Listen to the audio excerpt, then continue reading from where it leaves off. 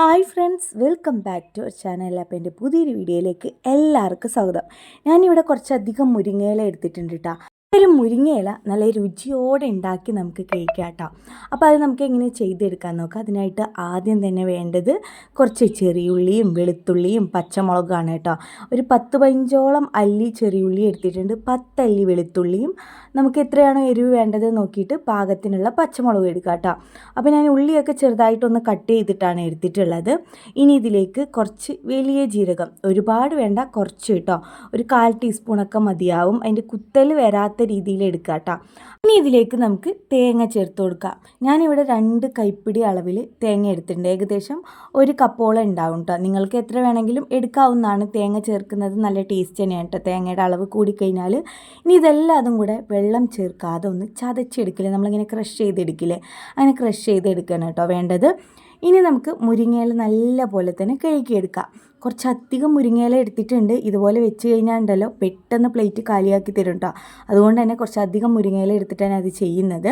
അപ്പോൾ മുരിങ്ങയില നന്നായി കഴുകിയെടുത്ത് അതിൻ്റെ വെള്ളമൊക്കെ നല്ലപോലെ ഡ്രൈ ആക്കി എടുത്ത ശേഷം നമ്മളിപ്പോൾ ക്രഷ് ചെയ്ത് വെച്ച തേങ്ങയും ഉള്ളിയൊക്കെ ഉണ്ടല്ലോ അത് മൊത്തത്തിൽ ഇതിലേക്ക് ഇട്ട് കൊടുക്കാം.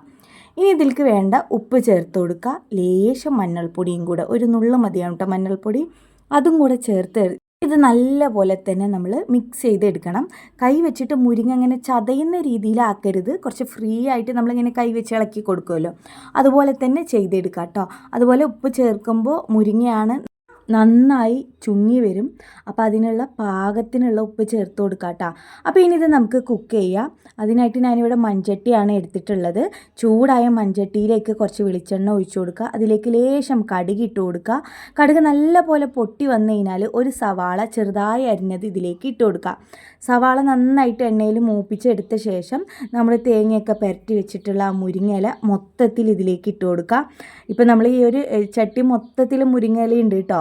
ഇനി ഇത് വെന്ത് വരുമ്പോൾ ആ ചട്ടിയുടെ അടിഭാഗത്ത് മാത്രമായിട്ട് കുറച്ചായിട്ട് കാണാം, അത്രയ്ക്ക് ചുങ്ങി വരും കേട്ടോ അത്. അപ്പോൾ ഇനി ഇതാ നമ്മൾ മുരിങ്ങയില മൊത്തത്തിൽ ഇട്ട് കൊടുത്തിട്ടുണ്ട്. വെള്ളമൊന്നും ചേർക്കരുത്, ഈ മുരിങ്ങയിലയിൽ തന്നെ വെള്ളം ഉണ്ടാവും.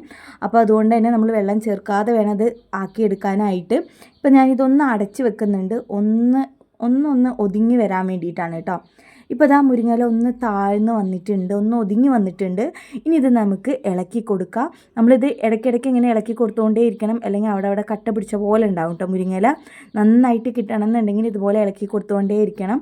ഒരു തവിയുടെ ബാക്ക് ഭാഗം വെച്ചിട്ടൊന്ന് ഇളക്കി കൊടുത്താൽ മതി.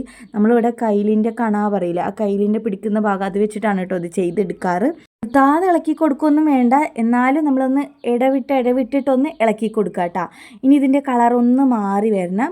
ഇതിൻ്റെ ആ ഒരു ഇളം പച്ച മാറിയിട്ട് നല്ല ഡാർക്ക് ഗ്രീൻ കളറായി വരുന്ന വരെ നമ്മളിതിങ്ങനെ ചെയ്തു കൊടുത്തുകൊണ്ടേ ഇരിക്കണം കേട്ടോ. ഇപ്പോൾ ഇതാ ചട്ടിയുടെ ഏകദേശം പകുതിയോളം ആയിട്ടുണ്ട്. ഇനി ഇതിലും വെച്ച് കുറഞ്ഞു പോകും കേട്ടോ. അപ്പോൾ തന്നെ ഇനി ഇതിലേക്ക് കുറച്ച് പച്ച വെളിച്ചെണ്ണയും കൂടെ ഒഴിച്ചു കൊടുക്കുന്നുണ്ട്.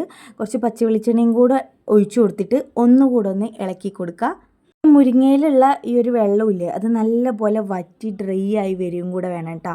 പൊതുവേ ഇപ്പോഴത്തെ മക്കൾക്കൊക്കെ ഈ ചീര മുരിങ്ങ അതൊന്നും അത്രയ്ക്ക് ഇഷ്ടപ്പെടില്ല. പൊതുവേ പച്ചക്കറിയേ ഇഷ്ടപ്പെടാറില്ല. അവർക്ക് വേണ്ടത് മീനും ഇറച്ചി മുട്ട അങ്ങനെയൊക്കെ ആണല്ലോ. പക്ഷേ ഇതുപോലെയൊക്കെ വെച്ച് കഴിഞ്ഞാൽ ഉണ്ടല്ലോ കഴിക്കാത്ത കുട്ടികളും വാങ്ങി കഴിക്കും. ഇവിടെ എൻ്റെ 2 മക്കൾക്ക് ഈ ചീര മുരിങ്ങ അതൊന്നും ഇഷ്ടമില്ലാത്തവരാണ് കേട്ടോ. ഇപ്പോഴാണെങ്കിൽ ഞാൻ ഇതുപോലെ ചെയ്തു കൊടുക്കുകയാണെങ്കിൽ മിനിറ്റ് കൊണ്ട് പ്ലേറ്റ് കാലിയാക്കി തരും. ഇനിയിപ്പോൾ ഇതിലേക്ക് വേണമെങ്കിൽ നിങ്ങൾക്കൊരു കോഴിമുട്ട പൊട്ടിച്ചൊഴിച്ചു കൊടുത്തിട്ട് ചിക്കി എടുക്കില്ലേ, അങ്ങനെയും ചെയ്തെടുക്കാവുന്നതാണ് കേട്ടോ. അതാ അടിപൊളി മുരിങ്ങയില തോരൻ ഇവിടെ റെഡി ആയിട്ടുണ്ട് കേട്ടോ. നല്ല മണം, അതുപോലെ കഴിക്കാൻ നല്ല ടേസ്റ്റാണ്.